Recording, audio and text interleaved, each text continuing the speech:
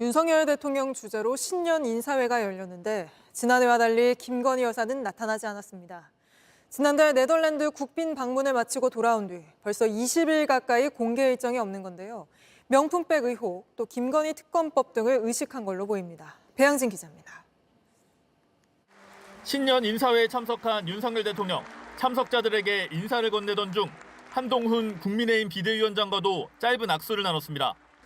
검찰 시절 최측근이었지만 한 위원장이 여당 수장이 된 뒤 공개석상에선 첫 만남입니다. 윤 대통령은 한 위원장에게 요새 고생이 정말 많다고 덕담을 건넨 걸로 전해집니다. 이재명 대표가 어제 흉기 습격을 당하면서 민주당 인사들은 신년 인사회에 참석하지 않았습니다. 윤 대통령은 이번 사건을 테러이자 자유민주주의의 적이라고 규정했습니다. 우리 모두 정말 하나된 마음으로 피해자를 위로하고 같은 마음으로 단호하게 대응해야 된다고 생각합니다. 우리 모두 이재명 대표의 빠른 쾌유를 기원합시다. 정의당도 김건희 특검법 거부권 방침에 반발해 불참하면서 야권 인사론 양향자 한국의희망 대표만 자리를 지켰습니다. 김건희 여사는 지난해와는 달리 행사에 참석하지 않았습니다. 지난달 네덜란드 국빈 방문을 마치고 돌아온 뒤 20일 가까이 공개 일정이 없습니다. 명품백 수수 의혹과 김건희 특검법 등으로 나빠진 여론을 의식한 것 아니냐는 해석이 나옵니다. JTBC 배양진입니다. 당선된 후에 신뢰를 어기는 배신의 정치는 결국 패권주의와 줄세우기 정치를 양산하는 것으로 반드시 선거에서 국민들께서 심판을 해 주셔야 할 것입니다. 아직까지도 유승민 전 의원한테서 풀리지 않고 있는 배신의 저주, 현직 대통령과 여당 원내대표 사이 초유의 갈등 결정타는 거부권이었습니다. 여당에서조차 그것을 관철시키지 못하고 있는 이런 상황에서 국회법 개정안으로 행정 업무마저 마비시키는 것은 국가의 위기를 자초하는 것이기 때문에 불가피하게 거부권을 행사할 수밖에 없습니다. 여야 정치참견 보고서 백브리퍼 최종획입니다. 헌법 제53조 대통령은 법률안에 이의가 있을 때 제의를 요구할 수 있다. 국회를 통과한 법을 거부할 수 있는 건 헌법에 명시된 대통령의 고유 권한입니다. 전가의 보도라고 할까요? 박근혜 정부에선 상시청문회법 등 2번 이 권한을 행사했습니다. 입법부가 행정부 등에 대한 새로운 통제 수단을 신설하는 것으로서 권력 분립 및 견제와 균형이라는 헌법 정신에 부합되지 않습니다. 이명박 정부 땐 임기 말 단 한 번 택시를 대중교통으로 인정하는 법을 거부했습니다.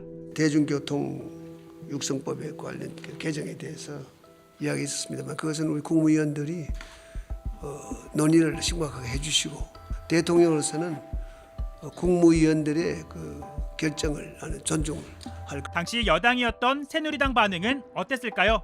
여야 국회의원 절대 다수가 찬성한 법안에 대해서 거부권을 행사한 것은 매우 유감스럽습니다. 대통령의 처음이자 마지막 거부권에 입법권 침해라며 여당도 비판했습니다. 민주화 이후 역대 대통령은 32건 법률에 대해 이 거부권을 행사해왔는데 노태우 정부에서 7번으로 가장 많았고 참여정부에선 노무현 전 대통령이 4번, 고건 전 권한대행이 2번, 총 6번 행사했습니다. 그리고 임기 1년 7개월 동안 윤석열 대통령 이미 6개 법안에 거부권을 행사했습니다. 농업인과 농촌 발전에도 전혀 도움이 되지 않는 전형적인 포퓰리즘 법안입니다.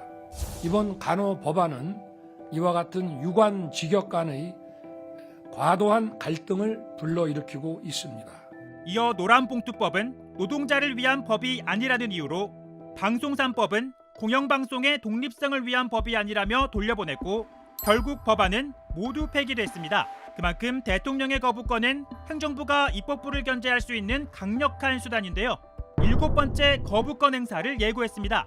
재석 180인 중 찬성 180인으로서 대통령 배우자 김건희 도이치모터스 주가 조작 의혹 진상규명을 위한 특별검사 임명 등에 관한 법률안에 대한 수정안은 가결되었음을 선포합니다. 국민의힘은 총선을 앞둔 정치특검이라며 표결에 참여하지 않았고 대통령의 7번째 거부권 행사 유력합니다. 대통령은 법안이 정부로 이송되는 대로 즉각 거부권을 행사할 것임을 말씀드립니다. 역대 대통령의 거부권 행사가 잦았던 정부의 공통점, 여소야대 정치 지형입니다. 다만 이번 법안은 대통령의 가족, 부인에 대한 수사라 검찰총장 출신의 대통령으로선 앞선 거부권과는 그 무게감이 다를 수밖에 없는데요. 6번의 법률안을 거부하는 동안 국민들에겐 각각 그 이유를 소상히 밝혔는데 김건희 특검법에 대해 거부할 수밖에 없는 대통령의 이유는 무엇일까요? 대통령 가족의 의혹에 연루된 건 이번이 처음이 아닙니다만 역대 대통령들은 수사에 직접적으로 반대 입장을 밝히지 않았습니다.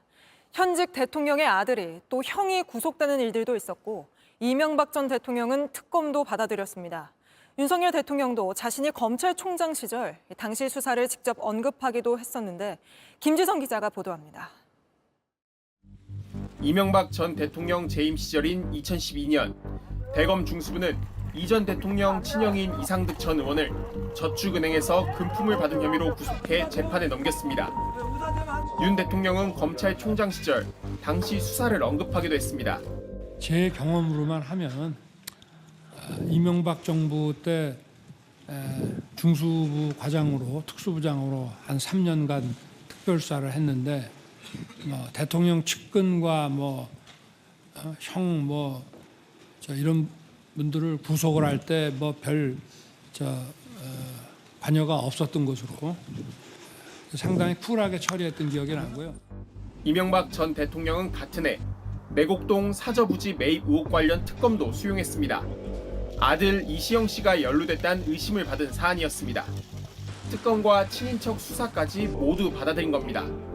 더 이상의 소모적인 논쟁을 막고 시급한 민생 문제 해결에 국력을 모으도록 하는 것이 이 시점에서 대통령에게 부여된 소임이라고 판단해 결국 대승적 차원에서 법안을 수용하기로 결정한 것입니다.